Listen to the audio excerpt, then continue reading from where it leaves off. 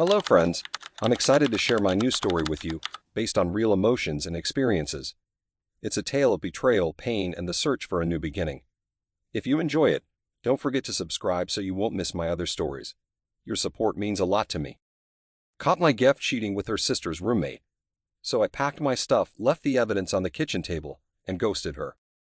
I've been with my partner for 3 years now. As always, things started off great. She has a daughter that I've grown to love as my own, even though her bio dad is still in the picture. I dropped everything for them. I got a bigger apartment. I switched jobs to make more money. I changed everything to give them the peace of mind they deserve.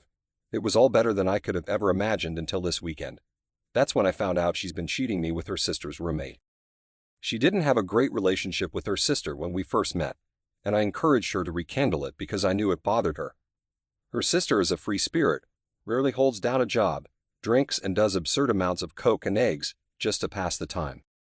She lives with 4 guys who her and my partner have known since middle school. They seemed cool enough the few times I've hung out with them, so whenever she wanted to go hang out with her sister, I wouldn't bat an eye. I found out during our camping trip for Memorial Day weekend. When she was in the bathroom with her daughter, I grabbed her phone to look at some of the videos she had been taking, but admittedly curiosity got the better of me, and I went through her messages, and that's when I saw her text to the roommate. I felt almost paralyzed. It almost felt like I was going to black out, but I somehow managed to gather myself and chill out. I took some screenshots of the text to have as proof and put her phone back in her bag. I didn't say anything to her. We only had a few hours left before we came home, and I wanted to spend those hours with her daughter. The past few days I've been thinking of what to do, and the best solution I can think of is just packing my stuff up and ghosting her. I'm quitting my job tomorrow morning, and after she's left for work, I'll grab my stuff and leave her with a printout of the messages I read. I'm still in a daze. My whole life is gone now. The future I saw for us is nothing, and I'm not sure how to process all of this still. I'm calling my brother a few states away to see if I can stay with him and set up shop elsewhere. Tonight, though, I have to lay down next to her, and I'm not sure I won't break down knowing what's coming. Update. First, I want to thank everyone for their kind words and advice. I am doing the best I can right now. I am meeting with my boss in an hour or so to wrap that up. I am also taking the advice of talking to her baby's dad about me leaving. We have always had a good relationship, and I want to give him a heads up on what's coming. As far as the apartment goes, we only have 3 more months on the lease, and I am planning on paying for the remaining months mainly so her daughter has somewhere to stay for the time being. I made sure she knows that I love her and always will. Holding her this morning knowing it was the last time I would ever see her was the most has somewhere to stay for the time being. I made sure she knows that I love her and always will. Holding her this morning knowing it was the last time I would ever see her was the most difficult thing I've ever done, and it took everything inside of me to not sob while doing that. I'll update later once I have all my stuff and am away from the city. Thank you guys. You have no idea how comforting it is to have your kind words to come back to. Update 2. I know I said I would update when it was all over, but you guys are right. I should have a talk with her daughter before I go, so when her bio dad picks her up from daycare I will be meeting them and talking to her in person before I go. It means a lot that he is letting me do this, and hopefully it's just enough closure for her. Update 3. I met up with bio dad and the little one. You guys were right. I really needed to have that conversation with her to let her know that even if I'm not there that I'll always love her, and that it isn't her fault that I am leaving. I did cry. I cried a lot actually. I know I'll eventually fade from her memory and just become someone she has bad memories with, but I'll remember her until my last breath. I never knew I wanted kids until she came into my life and showed me what true and pure love is. I thanked her dad for letting me have that moment with her. I gave him the Disneyland picture in case she ever asks about me. He is aware of what went down and who my ex is spending her time with. As for my ex, I left the screenshots on the kitchen table along with my key to the apartment. I blocked her number and my family did the same. I also blocked any mutual friends' numbers in case she tries to reach me through them. It's crazy that I'm leaving behind the last 5 years of my life, but I honestly can't stay here. My brother is taking me out in LA. Until I figure out what my next move is, I am off all social media, and once I get to my brother's I'll change my number. I'm sorry if this update is anticlimactic, but that's how I wanted all this to go down. I'll update you guys when I am all settled down. I do just want to say that I love them with every ounce of my being. I'll miss the walks around the apartment complex, the random trips to Walgreens, watching Sofia the First until I memorize the episodes by heart. Especially coming home from work and feeling like I mattered. feeling like I had a purpose and that no matter what went on during my day that all of that wouldn't matter once I opened that door. I'll miss all of it, but I know deep down I have to let go. Be safe everyone, I'll try and update this soon. Update 4. I want to thank you guys for all the support and even the few negative comments that I got on this. It's nice knowing I wasn't completely alone through the early parts of this whole situation. I have my brothers now and still getting set up, but I'm hopeful that things will get better with time. I'll be honest, it's brutal right now, and I still get flooded with sadness constantly. On the drive here I had to finally pull over and let it all out. I'm sure right now we would be having dinner or watching a movie, and instead I'm on my brother's porch, trying to not cry while I type this out. I haven't heard anything from the ex yet, which is helping, but knowing her, she'll try and find a way to reach me. Everything reminds me of them. I saw a Little Mermaid poster earlier and almost lost it. I never got to take the little one to see it, and that just destroys me. I do wonder though what I was missing, or where I came up short for this to happen. I've run circles around it, and I can't explain it. I hope I heal fast from this because I've got a whole life to live. I hope I circles around it, and I can't explain it. I hope I heal fast from this because I've got a whole life to live. I hope I did enough for the little one to not have been hurt by all this. I hope she keeps a sliver of me in her memory, and I hope she is loved like I loved her.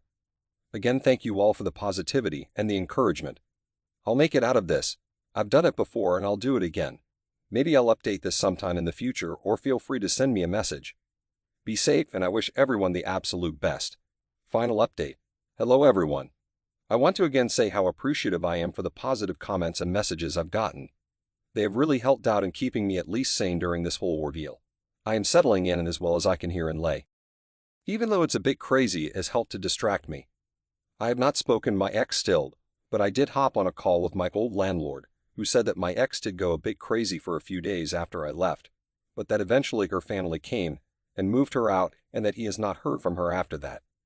I've thought about calling her daughter's biodad to check in on the little one, but I keep reminding myself that I'm not really ready for that yet. I also don't want to give her hope that I'll be coming back around. Plus, that's not really my role anymore, as sad as it is to say that. I've given myself time to really feel everything I needed to feel for the time being. The sadness, the anger, the anxiety, the confusion, all of it. I did wonder how I was going to manage to put it all back together, but every day that passes it gets easier. I know a day will come where I completely stop thinking of her completely, but for now I find her in a lot of what I do.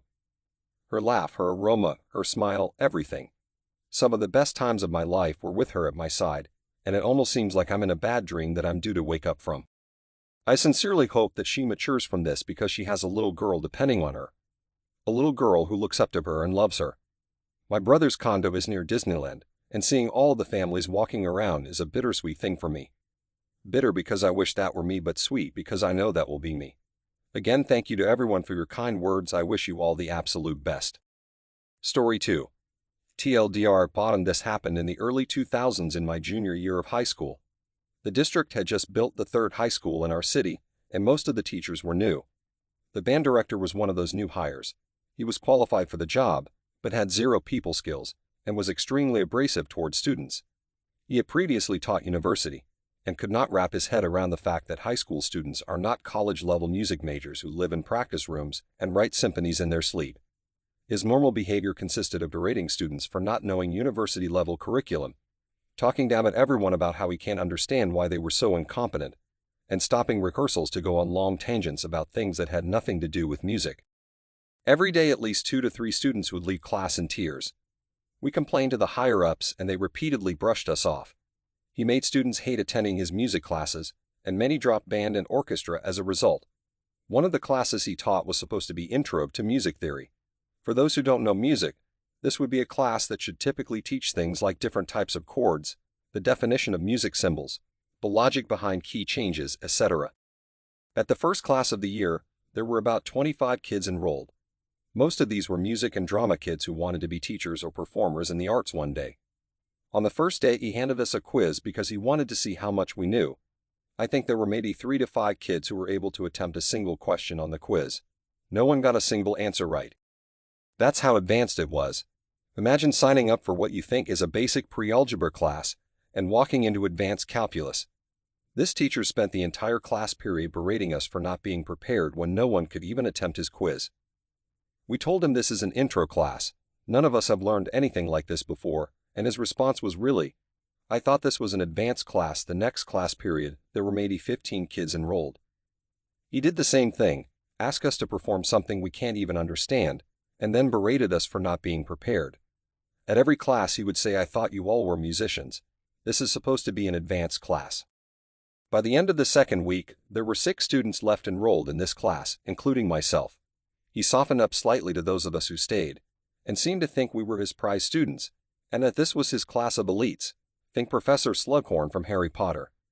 In truth, we all thought he was insane and cruel, but the 6 of us had sufficient music background and experience to understand a fraction of his lessons. Without the bell curve, we all would have failed his class. A few months go by, and we are at the end of the first semester. By now, every student connected to music in the school hated this guy, and repeated complaints had done nothing to fix the problem. The admins filed away every complaint, but never did anything more than remind him that he's supposed to be more kind to students. He changes nothing, and still berates students and makes them cry. So when it comes to the final exam for his theory class, he decides that he wants to give it to us early, so that on the day the final is supposed to be scheduled, we can have a class party instead. Of the 6 of us left, 4 of us had the same period after his class together as well. That class was AP English, and we were prepping for the AP tests. We had no problem with a class party and music right before the AP prep exam, so we didn't complain. The day comes of our music final exam, and after we finish the test, he tells us that for our class party, he wants to take us all to breakfast at a new IHOP that opened 20 minutes away. His class was first period. We try to tell him all the issues with this plan. We aren't allowed to leave campus without permission slips. It was a closed campus policy, due to an incident where a student who left campus for lunch got hit by a car and was slaughtered. We will not get back in time for second period, which is a final exam. He doesn't have permission to remove us from the campus. What if there is an emergency, and we are unaccounted for because we aren't even at the school? His solution was to tell us that after the start of class on our final class day, he would be going to IHOP, and if we wanted to join him, that was our choice. But if we didn't, we would have to stay in the classroom and not bring attention to the next, that there was no class and no teacher without talking about it to each other. The 6 of us saw an opportunity to finally get the admin's attention to the complete disregard this teacher had for rules and policies. We made sure to inform our English teacher that we might be late to class on the day of the final. Due to a class field trip for music theory, she was irritated and reminded us that this final was very important, and that she would not give us extra time if we came in late. We told her that we understood and gave her details about where we would be and what we would be doing and who we would be with. She said she still expected us to be in her class. On the day of the final, we all went to IHOP. It took forever to get there because of construction, and forever to get there because of construction, and forever to get our food because the restaurant was newly opened and had a large number of customers. We got back to the school halfway through our second period class. The admins were waiting for us. Security was waiting for us. My English teacher had called the front office to complain that 4 of her best students were missing, and that she was fairly certain we weren't even on campus. The admins had checked attendance and seen that we were all marked present that morning, and they had searched the entire school looking for our class. The 4 of us walked into our English final to a livid teacher. We knew she was pissed at us, but couldn't punish us beyond saying we had the same remaining time as the rest of the class, since we had been with the teacher in our absence. None of us did as well in the final as we could have if we had the same remaining time as the rest of the class, since we had been with the teacher in our absence. None of us did as well in the final as we could have if we had the full 87 minutes, but we were doing well enough in the class already that the lesser marks didn't affect our overall grade too much. The band teacher had a private reprimand that was so loud the entire school could hear it. He was confused as to why the administration was upset that he took minor children off campus without permission or notice, without proper school transportation, or even a good reason. He stayed with his usual attitude, but this time towards the admins. Why are you guys so incompetent about this? They are old enough to drive. What's the problem? The English teacher, who I actually adore, and was one of the best teachers I've ever had, absolutely went mama bear on the administration about how they could continue to employ someone who disrespects the other teachers, so much as to deprive his students of their final exams and put them in potentially dangerous circumstances. He told us to drive ourselves to the restaurant, and any accidents or medical issues would have been the school's fault. He was fired later that day. Many of the students had a gleeful but confused reaction, since the 6 of us weren't talking to anyone about it. All most people knew was that this tyrant of a teacher was gone. We didn't spread the story very much of how it happened because we still feared being reprimanded for our involvement, since he technically have us a choice to go with him or stay. But I always smiled when people gossiped about what the final straw was that got him fired. TLDR, jerk teacher told us to leave school with him for class party. We complied and the district fired him. Story 3. I, 38 male, have been married to Mike, 35 male, for 3 years, together for 12 years.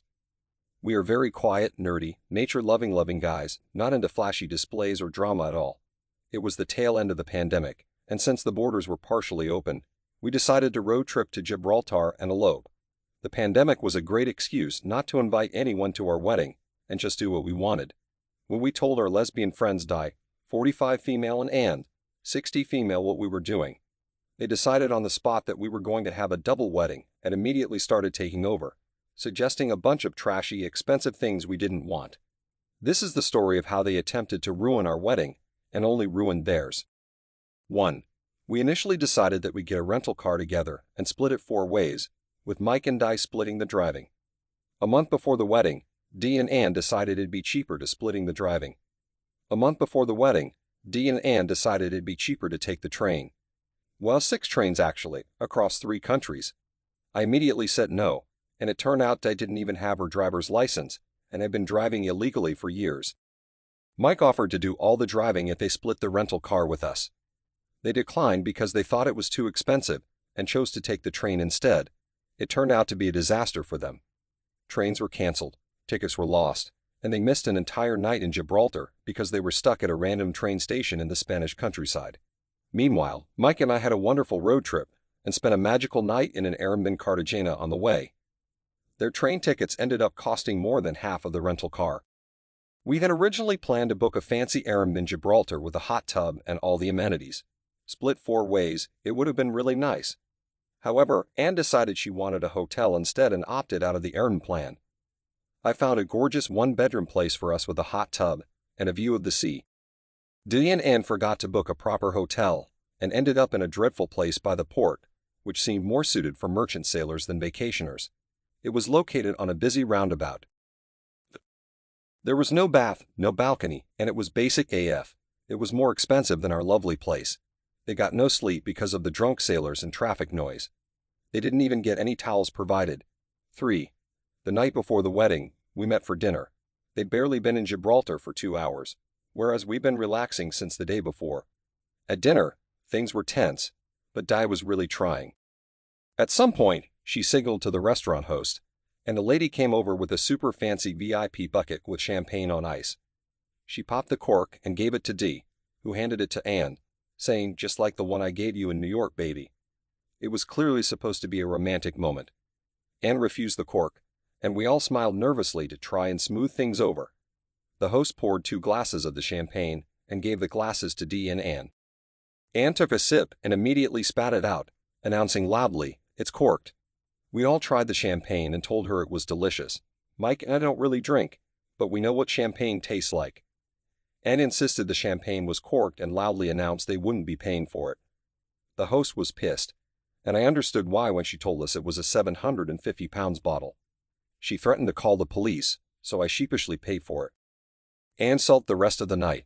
I was so embarrassed, and our whole evening was spoiled. When we got back to our air and to take a bubble bath and eat Jaffa cakes, I told Mike there was no way I was going to allow them to ruin another minute of our trip. But if they wanted to ruin theirs, that wasn't my problem. 4. The actual weddings went off okay, apart from the fact they were still drunk from the night before. The registry office was nice, and I married the man of my dreams. Afterwards, we bought them brunch to soak up the booze, and faithfully walked them around the park, taking lovely photos of them. Di had her finger over the lens of every picture she took of us.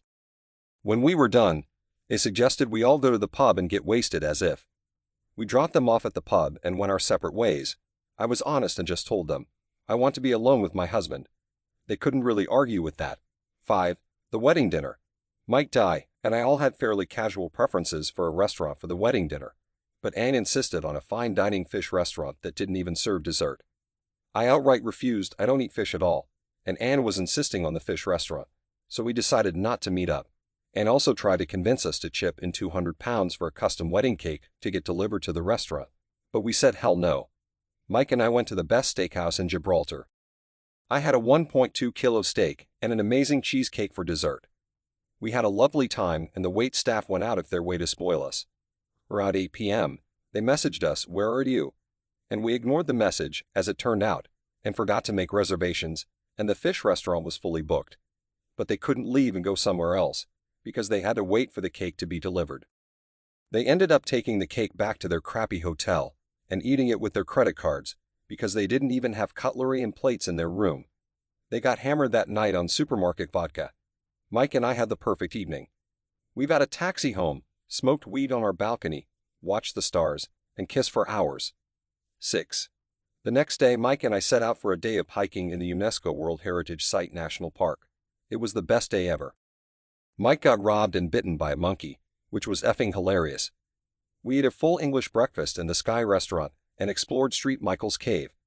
Unforgettable memories were made. Diane and Fat decided it was Gibraltar's fault and spontaneously decided to leave. They booked a beach resort up the coast somewhere in Spain and headed on foot to the train station.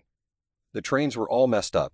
They got stranded somewhere in Spain with all their luggage, and it took them 14 hours to get to the resort. They arrived at 11 p.m. and were checking out the next morning. 7. Mike and I spent a few more nights enjoying our honeymoon and then road tripped home. We stayed in the same little place in Cartagena on the way back, and the host threw us a little surprise party. It was magical. Diane got stranded again on the way home, lost half their luggage, and caught COVID. TLDR, our friends ruined their wedding but not ours. Thank you so much for watching till the end. If you really like our videos, then don't forget to like, share, and subscribe. Have a good day. Like our videos, then don't forget to like, share, and subscribe. Have a good day. Thank you so much for watching till the end. If you really like our videos, then don't forget to like, share, and subscribe. Have a good day.